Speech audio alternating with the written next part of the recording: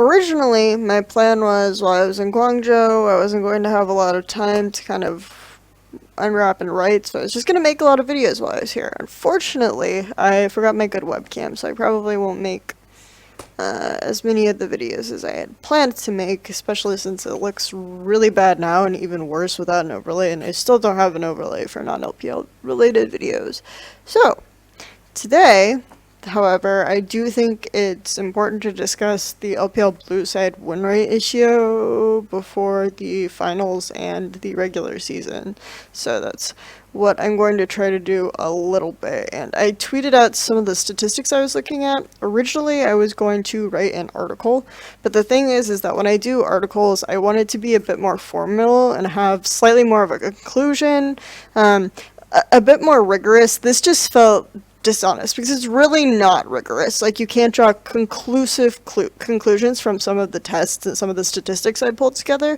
It's just kind of a food for thought issue that supports some of the theories about why blue side win rates might be the way they are in the LPL and why they might be so high compared to other regions. So to kind of get down to it and start with the introduction, LPL blue side win rates went up a lot between spring and summer. And last spring they had almost 50-50. It was 50.2% blue side win rate. This split in the regular season, it's been 57.3. You add in the playoffs games and it jumped up to 59% because just in the playoffs games alone, there was a 79.3 blue side win rate. We had a 100% blue side win rate in the semifinal, and only one team won on red side in the third place match. So it was suboptimal. That's the meme, right? Suboptimal. This is really huge, and there have been, for me, this is an important issue because I want to know, first of all, this is a region I cover, so why is the blue side so big and so important in the LPL and not necessarily in Europe or Korea or the LMS? And I checked this, and there's actually something really interesting in the LCK and LCS. It's 52-53%, and this is kind of in line with some of the old blue side win rates that we've expected. Blue side win rate is a little bit strong, but it's not like game breakingly so. And this is for LCK and LCS. Interesting, in the LMS, it's the opposite. There's only a 47% win rate on blue side and LMS, and I don't watch enough LMS to comment on that, but I noticed also when we look at playoffs data, and there was in the LCK a 73% blue side win rate, and the LMS went all the way down to 37% blue side win rate in the playoffs. So there is something going on in the LMS, and I would love to hear someone else talk about LMS a little bit to see why they might be slightly more averse to blue side than some of the other regions, and blue side might not be as effective in the LMS, but that's not the purpose of this video. So it's interesting because I do feel like it went up a little bit. Obviously, we have a smaller sample size in the LCS and LCK on the new patch, so that's why it's become even more important, because it's more globally important to talk about the why blue side may be having a larger impact suddenly on patch 6.15 in terms of whether or not teams win, and why this summer split has been more significant in the LPL, because if the LPL has been having this problem and other regions start to have this problem, like the LCK final was 100% blue side win rate, then we look at a region that's been like this for a while and start to ask some of these questions. Now, the first reason that people kind of posit or speculate that LPL teams have really bad blue side win rates is just that they're bad at drafting on red side. There are a few good arguments to support that, because historically, LPL teams have been the teams most likely to early pick their top laners, either first pick or early rotation. Some of that this summer was that they were flexing Trundle a lot, they put it in support, but a lot of it is that they just put a lot more emphasis on being able to have a top laner that just teleports in, and he might not do so well in laning phase, etc. But in other regions, we saw a lot more emphasis on picking top lane last, actually, because of the snowball power that the top lane picks can have in determining whether or not you win. So this is a theory that perhaps, the LPL teams don't pick as much for lane. Having talked to some of the coaches and players, I do think it's true that the LPL teams don't think about drafting and counterpicking as much as a lane by lane basis idea. So when you see them counterpick themselves in lane, it's because they're not putting as much importance on counterpicking lane because they think that this pick can scale up and allow them to come back later on. So this puts out a theory that maybe part of the reason why blue side win rate has been so much higher is because if you're not using your lane counter picks correctly in a game that's become slightly more early game focused because of the way the dragons have changed, etc., then because of the fact that, and especially on this patch, right, because there's no more lane swaps, so you have a lot more standard lane emphasis, and LPL has traditionally had a lot more standard lanes than other regions, then maybe this is why the LPL has had such a huge blue side win rate. They're just not using their lane counter picks very well at all. But we kind of see that sometimes the LPL counter picks strategies. And what I mean by this is that red side, we used to see a lot of early pick supports, so first side red rotation. Now we're seeing it come down just a little bit more. So if the enemy team has like a lot of engage and you pick a disengage support, this is a way of counterpicking a strategy, or you can pick like a poke karma or things like this. So I think this is happening more often, and this is the way they're looking at it. So this isn't necessarily saying that they don't counterpick. So I don't know if this theory holds as much weight, but I do think that there's something going on with their picks and bans. One theory that I heard from Joe Edwards, also known as Strong, he does some work for an NACS team, Flashpoint Gaming. I probably just completely got that wrong, sorry dude. Interesting point he made was that as the support started roaming more in Asian regions, like the LCK and LPL recently, red side lane counterpicking mattered less, because if your support is going mid, level 1 to level 3, right, then you're in a situation where they can get a huge advantage for the mid laner early, and then so counterpicking mid lane isn't as relevant or as important, because it doesn't matter if you have a stronger laning matchup if the opposite player has first blood already, right? It's significantly less important that you have a strong lane matchup in that case. The LPL has been really happy with like the Alistars and some of these roaming supports much more actively than some of the Western regions. Also, the LPL has traditionally been much more counterpick mid-based. So this could be something that has increased the successfulness of blue side win rate, is that you lose some of the power of the red side mid lane last pick, which is what LPL is predominantly mid lane last pick. They don't really last pick top, right? The criticism that we hear is that LPL teams just don't adapt well to patch changes. And maybe this manifests itself a little bit in blue side win rate. Maybe they don't recognize the strength of a specific champion right away until they lose a couple series. And so this champion is just first picked a lot and it isn't banned properly or anything like this. So looking at some of the first picked champions on this recent patch, and specifically in the two semifinal series where you had a 100% blue side win rate, you have Edward Gaming versus WE. The first picks were Rek'Sai, Taliyah 3 times, and Gragas.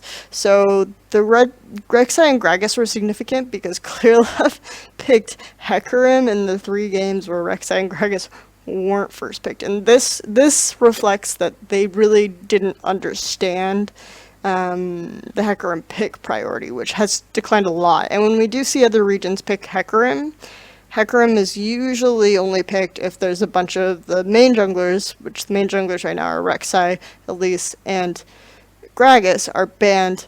And the one time I've kind of seen it is with MLXG and Malashango. What he usually does is he picks the jungler you usually don't think will level 2 gank, and then he level 2 ganks with it. So that's why I think he's had some success with Hecarim since the patch change.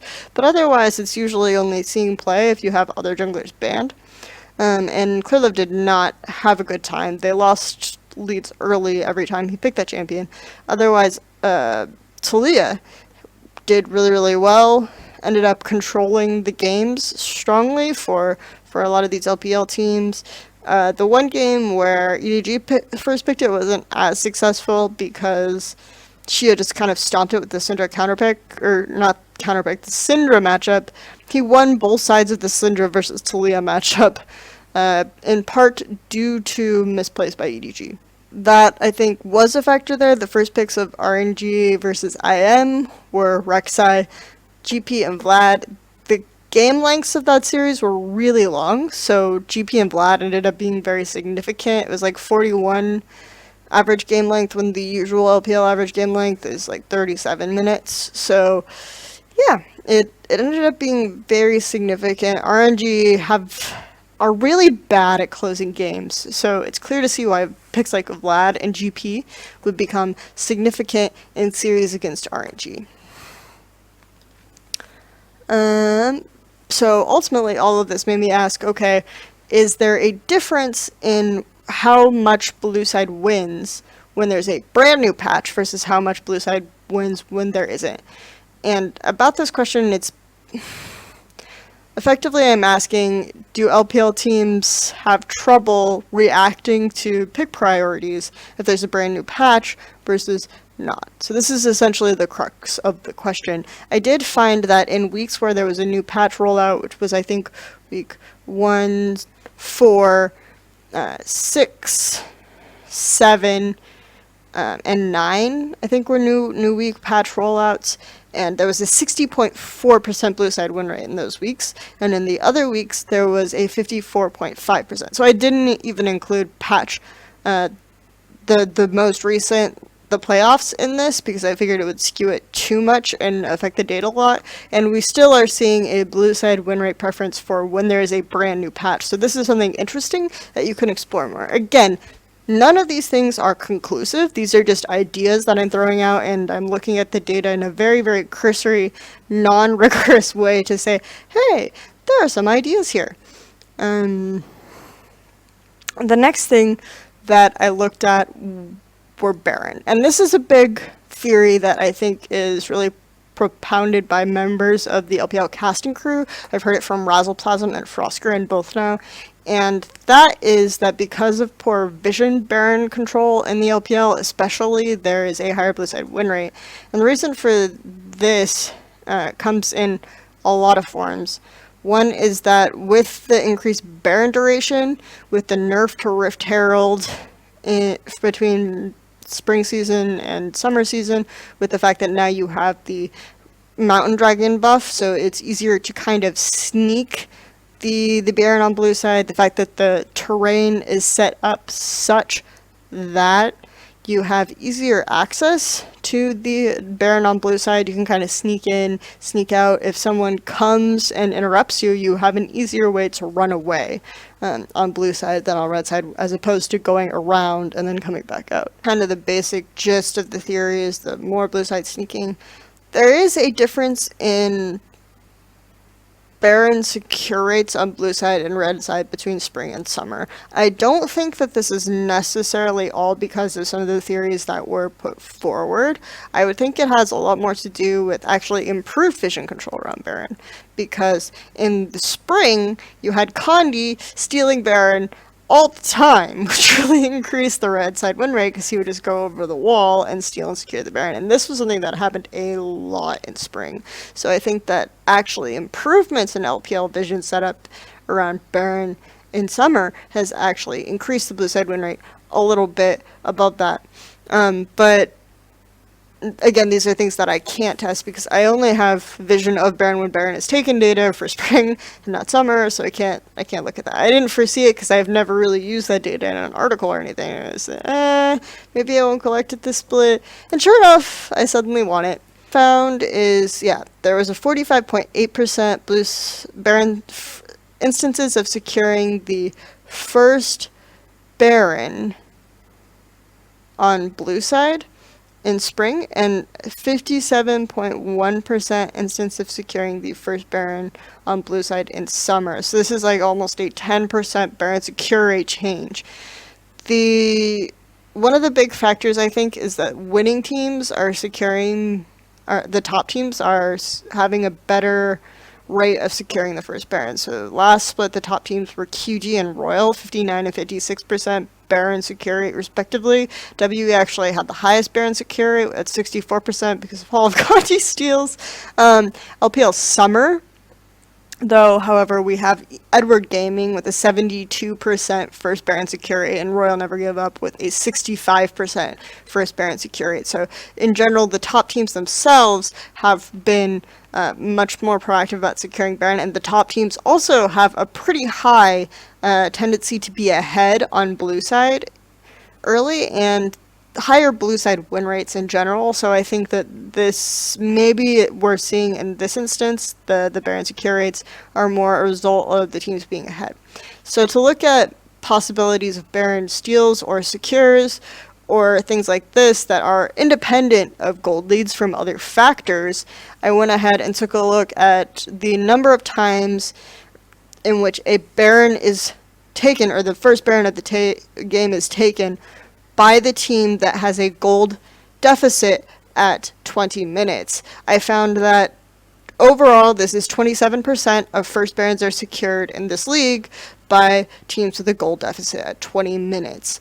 Teams with a gold deficit at 20 minutes on blue side secure the Baron 28.4% of time, and teams with a gold deficit at 20 minutes on red side secure the Baron 26.5% of the time. So there is that slight difference that suggests that teams with a gold deficit on blue side may have a slightly better chance of going ahead and getting that Baron. So that's something else to look at. As for Baron steals, because I kind of kept track of this after Condi was so successful, 11 blue side steals and 17 red side steals. So this is very expected because you go over the wall, etc. So this is all interesting information about Baron. Personally, however, my pet theory has to do with the fact that the top teams in the league are much more bot side focused than the bottom teams in the league. By the top teams, I don't mean the teams that made playoffs, because a lot of the teams that made playoffs are actually in the bottom teams. I mean the top 6 teams in the league that had positive per game win rates. These teams are Edward Gaming, Snake, the only 2 teams from Group A, Royal Never Give Up, WE, IMA, and Vici Gaming. These teams had a positive game win rate, okay? Or above 50% game win rate. Of these teams, if you look at their gold distribution, only Snake has an above average top lane gold distribution. So the teams with above average top lane gold distributions, this split, I think it's coincidental. I don't think it's because the LPL heavily favors bot side teams, though historically they kind of have. I just think it's because the top lane teams, centric teams this split were actually just terrible. Like Saint was terrible. Yeah, in general these teams are just bad. So, and by contrast, the only team that wasn't really top focused was OMG. They were bot focused. So there's 2 outliers, one on either side of the spectrum. But to me, this suggests that there's something of a predictive factor there, because ganking, if you're a jungler, being able to gank on blue side is actually much easier early. Because of the way the tri-bush is planted near the Baron and near the Dragon and all these other factors. You start at the blue side blue buff camp and you make your way down, you go through the lane, you go through the buff. You have so many options for ganking early from blue side. It's just easier. So if you're a bot lane focused team, theoretically you might have a higher blue side win rate. Theoretically. In general, however, you should have a higher blue side win rate because the top teams determine the meta. Everyone who goes bot and has a 3v3 at 3 minutes, etc., etc. Look a little bit more at this. I looked at the gold distributions of top laners.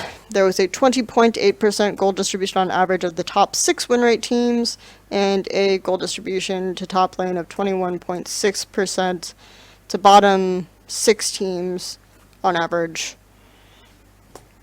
So again, there's a slight bias towards top centric teams in the bottom 6 win rate teams.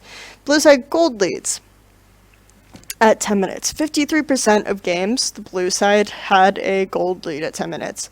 53.3% of games, the blue side had a gold lead at 15 minutes, and 56% of games, the blue side had a gold lead at 20 minutes. And this is this is the entire split. I included playoffs in this. Blue side first blood secure rate. Okay, so this is the percentage of times in which the team on the blue side secures first blood. Here, this is 54% of games.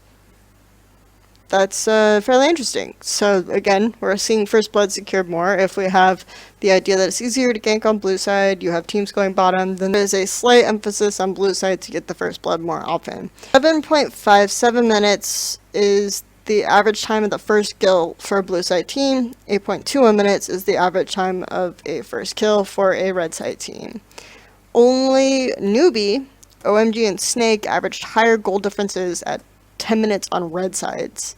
Only Newbie and Snake averaged higher goal differences at 15 minutes on red sides, and only OMG averaged a higher goal difference at 20 on red sides. So Newbie and Snake, both very much top lane centric teams, but OMG is really weird. I don't really understand OMG. They're in a lot of categories that top lane teams fit into. A team that took a game off of DG, for example, most of those were top lane centric teams. This particular category, I don't know. It's something that I would have to look into more. LPL, also interestingly, so I looked at games and instances where the first blood victim, so the victim of the first kill of the game, is a bottom laner. In 35% of LPL games, the first blood victim is a bottom laner. In 20% of LPL games, the first blood victim is a top laner. Looking at some of the other leagues, okay, what we have for first blood victims is very interesting.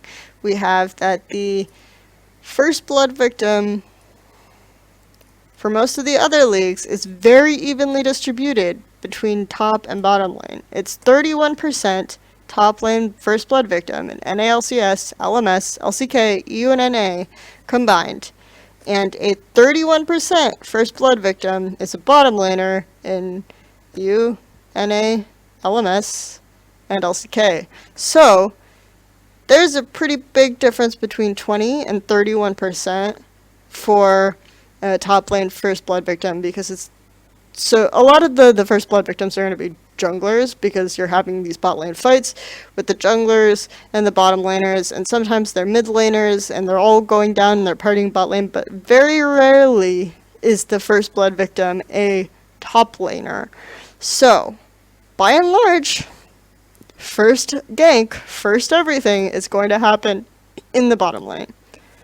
So to me, because it's easier to gank the bottom lane from blue side, there are fewer lane swaps in the LPL. This is like a pretty interesting idea to look at as to why there might be this high first blue side win rate in the LPL based around this bot side information. Anyway, I hope that this was interesting to you. I think that there's some evidence that support a lot of the theories that are put out. The Baron one, there's some evidence to support that Baron had a big effect, because suddenly there's these changes to Barons, and suddenly Baron, blue side secure rate, and all these other things are up. I think there's a case to be made for the pick ban, because there is a higher blue side win rate for when a brand new patch rolls out as opposed to other weeks. I think that there is a case to be made for the blue side theory. I think ultimately what's happening in LPL is a combination of a lot of different factors that make the league slightly different and make this split slightly different. So hope you enjoyed this video. Hope it taught you some things that you maybe didn't want to know about the LPL, and enjoyed the final and the regional.